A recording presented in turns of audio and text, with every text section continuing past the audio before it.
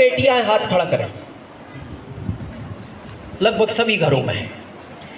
जिस लड़के के साथ उसकी शादी होगी वो लड़का इस दुनिया में 2 साल पहले जन्म ले चुका है, वो भेज चुका है उस लड़के को 2 साल पहले। क्या है ये उसका गारंटेड प्लान। कब भेज दिया लड़का? 2 साल पहले। लड़की आपके 2 साल बाद भेजी है घर में, 2 साल पहले लड़का भेज चुका है। कहाँ है वो लड़का? आपको नहीं पता, उसको तो पता है ना, उसने तो बनाया है, भेजा है। तो एक दिन जब पूजा करो तो पूजा में उसको बैठ के पूछ लो, जब भेज ही दिया तो एड्रेस भी दे दे, ताकि हमें भटकना ना पड़े। कोई कहता आगरा में आगरा भागते, कोई कहता दिल्ली में दिल्ली भागते, कोई कहता हापुड़ में हापुड़ भागते, कोई कहता कानपुर में कानपुर भागते, कोई कहता लखनऊ में। तो जब तूने भेज दिया तो एड्रेस दे दे, प्रभु क्यों परेशान कर रहा है? पता है वो आपसे क्या कहेगा? तू भी कुछ करेगा या नहीं? सभी मैं करूं, मैंने बना दिया, भेज दिया, कम से कम ढूंढ तो सही। तो फिर आप क्या करते हो? ढूंढते हो। कोई आपको कहते हैं लखनऊ में एक लड़का है डॉक्टरी की तैयारी कर रहा है, जाते हो? कोई आपको कहते हैं एक लड़का है इंजीनियरिंग की तैयारी कर रहा है वाराणसी में, जाते हो? पता आप क्यों जाते हो? प्लान गारंटेड है। अगर आपको 1% भी डाउट हो जाए, पता नहीं लड़का उसने बनाया नहीं बनाया, यार ऐसे ही तो नहीं हम भटक रहे हैं, आप क्यों जा रहे हो? आपको पता है प्लान। अच्छा, कोई आपको कहते हैं एक लड़का जम्मू में IAS की तैयारी कर रहा है, जाओगे क्यों? प्लान गारंटेड है। अब मान लो आपने 100 लड़के ढूंढे और 100 में भी आपको नहीं मिला, तो फिर क्या प्लान कैंसल? फिर आके अपन अपनी बेटी को समझाते, बेटी बहुत मेहनत की, कई शहर गया, अब तू ख्याल ही निकाल दे शादी का।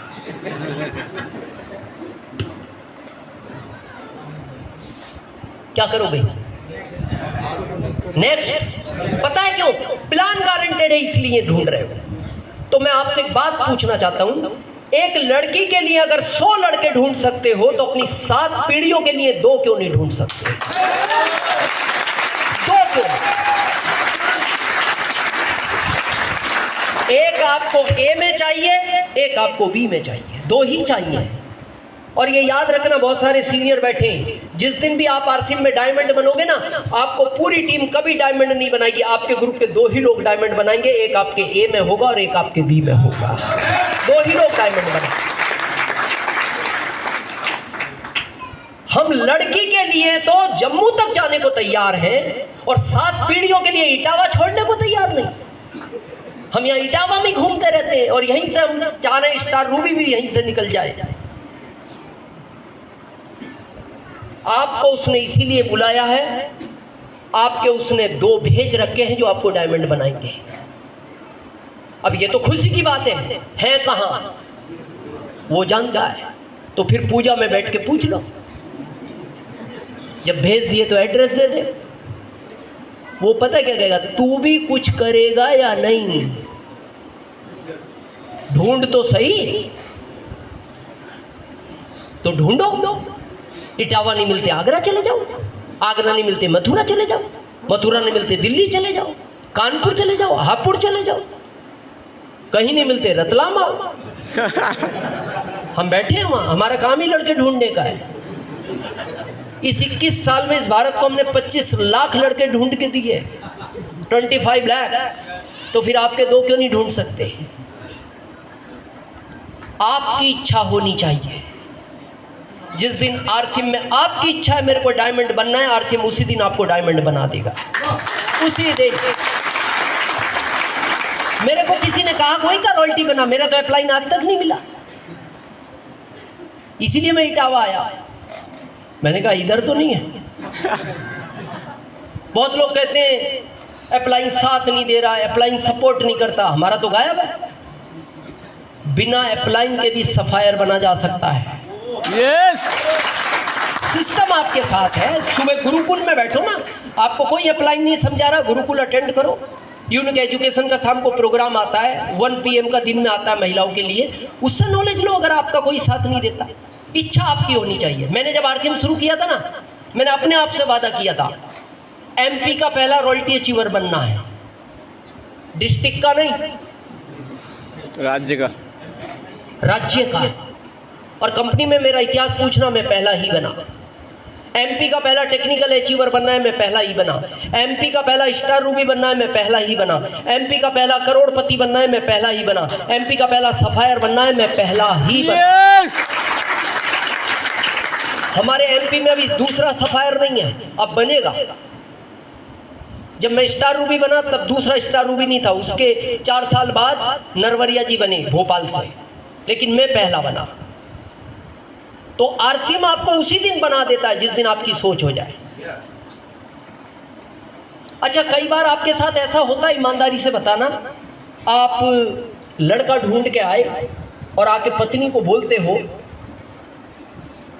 परिवार अच्छा था, जॉब अच्छा था, पर थोड़ा लड़का जमा नहीं हुआ। ऐसा कई बार पता है क्यों नहीं जमा? वो कह रहा है ये वो है ही नहीं, जो मैंने तेरी लड़की के लिए भेजा है ये वो, इसलिए तेरे को मैं जमने नहीं दे रहा। इसीलिए आप देखना, कहीं लड़का पसंद आ जाएगा उसका परिवार पसंद नहीं आता, कहीं लड़का परिवार पसंद आ जाएगा उसका काम पसंद नहीं आता, कहीं तीनों पसंद आ जाएंगे रिश्तेदार पसंद नहीं आते, कहीं चारों पसंद आ जाएंगे लड़की की आदतें पसंद नहीं आती। क्यों नहीं आती? वो कह रहा है ये वो नहीं है। बहुत लोग आपको भी आकर बोलते होंगे, मेरे को बोलते थे शुरू में, सर मेरे ग्रुप में 20 लोग हैं, एक भी काम नहीं कर रहा। मैंने कहा इसमें वो 2 है ही नहीं, इसमें वो 2 नहीं है जो तेरे को डायमंड बनाएंगे। बस फर्क क्या है, किसी को ये 2 में मिलेंगे, किसी को ये 2 20 में मिलेंगे, किसी को ये 200 में मिलेंगे, हो सकता है किसी को ये 2000 में मिले। मेरा कंपनी इतिहास पूछना, मेरे ग्रुप में 7000 लोगों तक किसी ने भी काम नहीं किया। 7000, 70 नहीं। और मैं जॉब को रिजाइन दे चुका था अजीत जी की तरह। मेरे को यहाँ भविष्य दिखता था, मैं जॉब में समय खराब नहीं करना चाहता था। एक भी आदमी काम करने को तैयार नहीं, किराए का मकान, जॉब को छोड़ दिया, अब कोई काम नहीं कर रहा तो पैसे कहाँ से आएंगे? अच्छा, जिस समय मैं जॉब को छोड़ रहा था तो मैंने मेरी माँ को फ़ोन किया मुरादाबाद, माँ मैं जॉब छोड़ रहा हूँ। पागल हो गया तू, जिस चीज़ के लिए भेजा गया उसी को छोड़ रहा है। माँ मैं एक व्यापार चालू करूँगा। पागल है। और सोच लेना, अगर तूने जॉब छोड़ा तो घर आना तो छोड़ दे, आज के बाद फ़ोन मत करना, मैं सोचूंगी मेरी 3 ही बेटे हैं। अब मैं किससे मदद मांगू ऐसे में? आप बिलीव नहीं करोगे, उस दिन को मैं आज भी याद करता हूँ ना, मेरा रोम रोम कांप उठता है। मैं रात को जब आके घर बैठता था ना खाना खाना, मेरी आंखों से आंसू निकल के गिरते थे उसी सब्जी के अंदर, और उस सब्जी को मैं फिर खा जाता था। पत्नी देखती थी इस चीज को। हम बहुत लोग सोचते हैं पत्नी से कोई चीज छिपाई नहीं जा सकती, बस वो बोलती नहीं, ये बात अलग है। 3 महीने बाद मेरी पत्नी ने एक दिन मेरे से कहा, मैं आपसे एक चीज मांगती हूं, दोगे क्या? मैं तो पहले ही परेशान था। मैंने कहा अभी मेरे पास देने के लिए कुछ नहीं है। बोले आपके फायदे की चीज है। मैंने कहा मेरा क्या फायदा हो सकता है? मैं सोचता रहा। मैंने कहा बताओ क्या है? बोले नहीं बताऊंगी नहीं, आप मना कर सकते हो, पहले आप वादा करो, आप ना नहीं करोगे। तो मेरे को लगा ये ऐसे में क्या मांग सकती है और मेरे पास क्या है, तो मैंने उसको कहा ये छोड़ के कुछ भी मांग लो। मैंने कहा ज्यादा इसकी डिमांड करेगी, कुछ लाना होगा। पत्नी ने कहा ये नहीं मांगूंगी, ये आज तक नहीं मांगा, लेकिन आप वादा करो बदलोगे नहीं। मैंने कहा नहीं बदलूंगा। उसने कहा बस मेरा आपसे एक ही निवेदन है, आप आरसीएम छोड़ दो। आप ऐसी सिचुएशन में अपने आप को रखकर देखना, कभी जॉब को छोड़ चुके हो, स्ट्रक्चर इतना बड़ा है, कोई काम नहीं कर रहा और पत्नी भी कहे ये काम छोड़ दो। मैंने पूछा मिसेज को क्यों छोड़ दें? बोले आप डिप्रेशन में चले जाओगे और मैं आपको खोना नहीं चाहती। मैं 3 महीने से देखती हूँ आप लगातार रोते हो और आपके वो आंसू सब्जी में गिरते हैं जिनको आप खा जाते हो। क्या जिंदगी जी रहे हो आप डिप्रेशन में चले जाओगे। मैंने कहा तुम्हें ऐसा क्यों लगता है?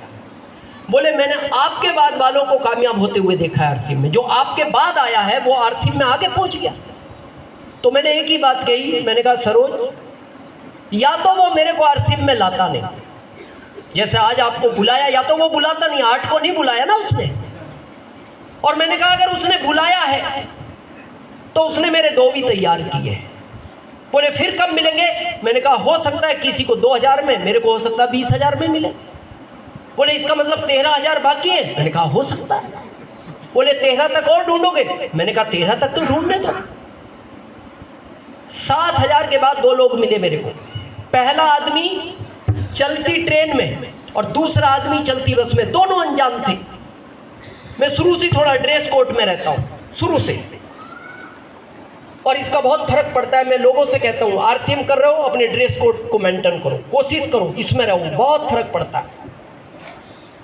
मेरी नागदा में मीटिंग थी, मैं जैसे स्टेशन पहुंचा ट्रेन चलने को तैयार, यानी टिकट लो तो 20 लोग खड़े और उसको छोड़ दो तो अगली ट्रेन 4 घंटे बाद। मैंने कहा जो होगा देखा जाएगा, टीटी ज्यादा लेगा क्या जब है ही नहीं कुछ। जब कुछ नहीं है लेगा क्या? थोड़ी देर कहीं बैठाएगा, छोड़ देगा। चढ़ गए बिना टिकट